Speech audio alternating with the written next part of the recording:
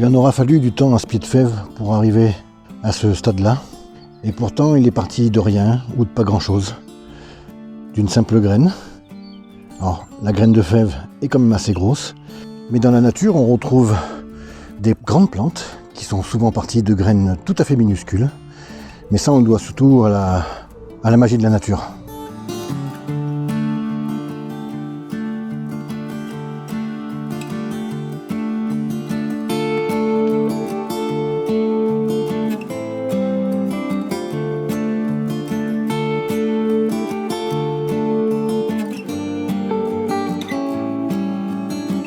Aujourd'hui, je vais vous parler de graines, mais pas la façon de les semer, mais plutôt de ma façon de les stocker, de les conserver et de les classer. Mais avant, je tenais à remercier tous ceux qui ont regardé ma dernière vidéo, qui a été vue plus de 15 000 fois en 15 jours, donc un grand merci à tous. J'espère que vous serez tout aussi nombreux à suivre les prochaines vidéos, puisque à partir de maintenant, je vais reprendre mon rythme de croisière qui est de une vidéo par semaine.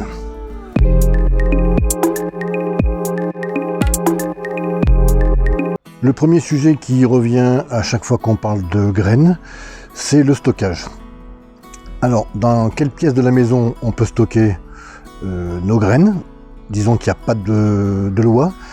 Les trois conditions à respecter, ce serait plutôt de les éloigner de l'humidité, de la lumière et de la chaleur. On devra donc trouver dans la maison un endroit ou une pièce pour stocker nos graines au sec et au frais si possible. Il ne sera pas spécialement utile de fermer les volets de votre pièce pour avoir de l'obscurité. On verra plus tard comment protéger les graines de la lumière.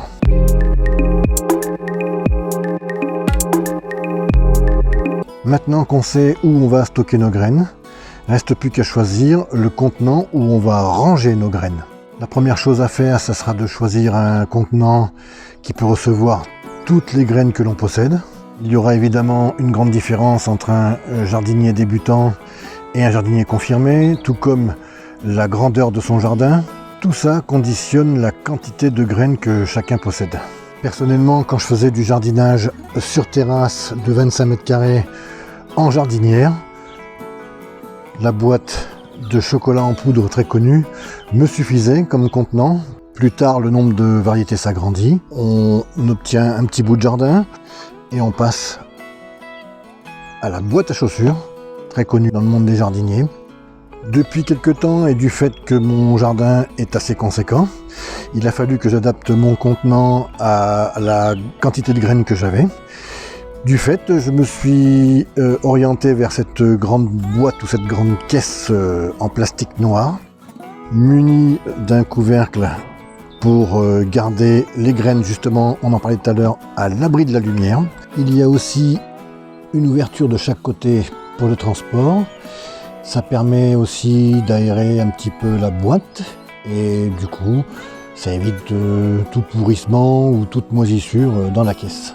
Voici donc la boîte où je range toutes mes graines et qui peut contenir n'importe quel conditionnement. C'est ainsi qu'on peut retrouver aussi bien les fameuses graines en sachet qu'on achète dans les magasins, mais aussi les petites boîtes et puis les plus grandes boîtes format économique, par exemple là ce sont des fèves qui sont des grosses boîtes.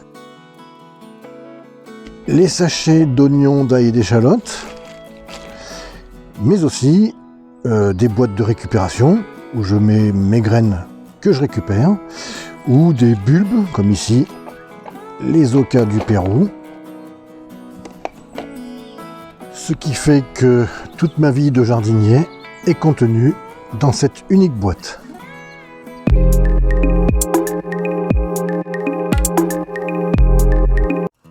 À mes débuts, comme je n'avais qu'une dizaine de sachets de graines, je ne les classais pas.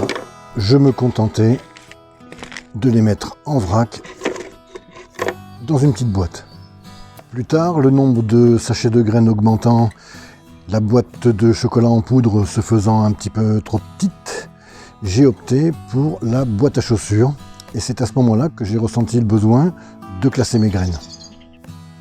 Pendant un moment, mes graines ont été classées par variété, suivi d'une période où elles ont été classées par ordre alphabétique, jusqu'au moment où j'ai eu le jardin que j'ai toujours actuellement. Il a fallu bien sûr que j'adapte aussi mon contenant de graines, puisque j'utilise beaucoup plus de graines qu'avant. Et c'est aussi à ce moment-là que je me suis aperçu que le classement par ordre alphabétique ne suffisait plus. Il fallait que je réfléchisse à quelque chose de plus efficace, quelque chose de plus clair, de plus lisible. Et j'ai réussi à mettre au point une méthode qui réunit tous les critères que je m'étais imposés. La grande révolution, ça va être la méthode de classement. Terminer le classement par variété, terminer le classement par ordre alphabétique. On va classer maintenant par date de semis. Tout d'abord, vous aurez peut-être remarqué qu'il y a une petite boîte dans la grande boîte. La petite boîte contient uniquement les graines en sachet. Et ici, dans la grosse boîte, ce sont toutes les grosses graines ou les bulbes ou les bulbilles. La deuxième différence que vous aurez sûrement remarqué, c'est que ici, mes graines en sachet sont dans les enveloppes. Elles sont dedans. Dans la caisse, les enveloppes avec les mois dessus servent uniquement de séparation.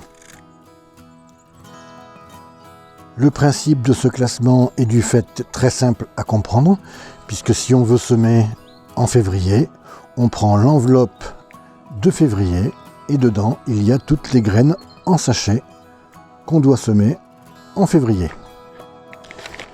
Dans la grande boîte, février se trouvant ici, on a toutes les graines et les bulbilles à semer en février jusqu'ici, jusqu'à la séparation du mois de mars. Tout ça, c'est pour février. Alors, comment fonctionne cette méthode ? Je vais vous en faire la démonstration immédiatement. Pour ce faire, j'ai sorti les enveloppes contenant les graines du mois de mars et du mois d'avril. Alors, première question, qui remplit ces enveloppes et comment ?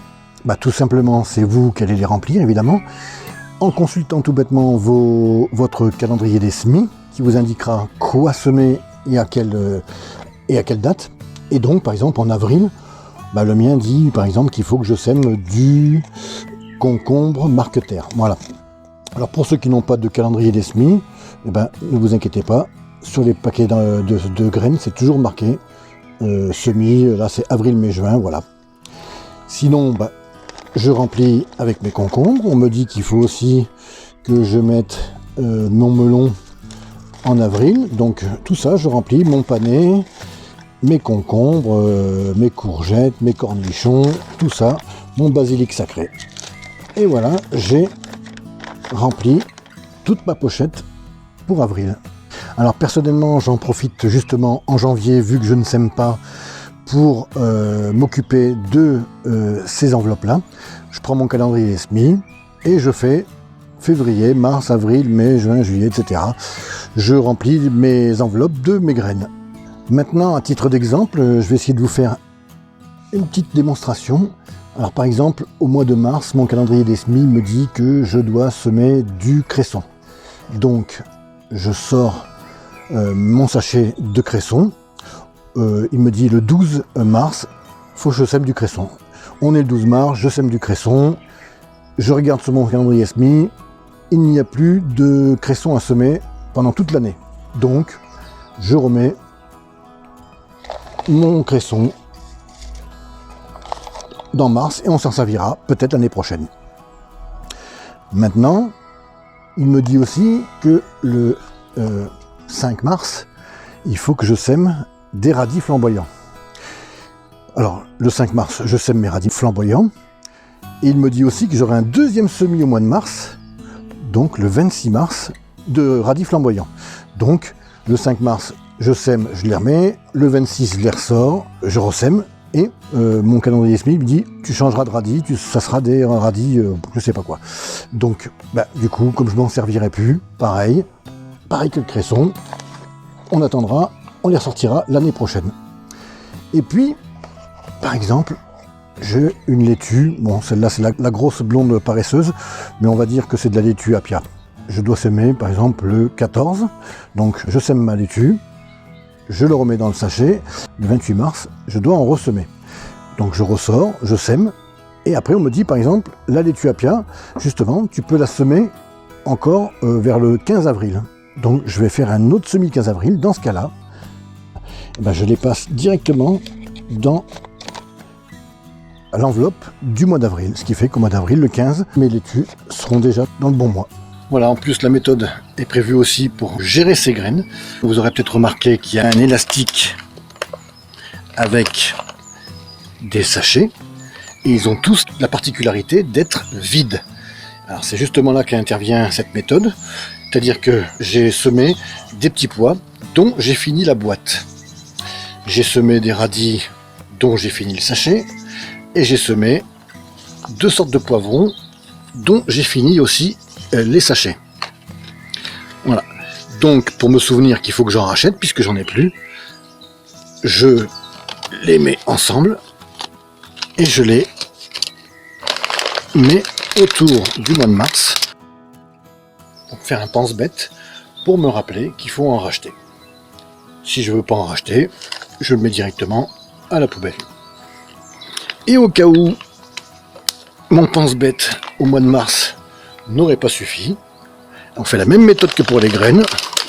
Je n'ai pas acheté mes nouvelles graines au mois de mars. Et ben, c'est pas grave. Voilà, je les mets en pense-bête pour le mois d'avril. Voilà pour la gestion des graines. Pour les grosses graines qui sont rangées dans cette boîte, c'est à peu près la même chose, à la différence près que les graines ne sont pas mises dans des enveloppes, mais entre deux séparations. Entre février ici, par exemple, et mars, il y a les fèves en grosses boîtes, les petits pois, et puis voilà, les bulbilles ail, oignon, échalote. Sinon, le principe reste le même qu'avec les graines dans les enveloppes.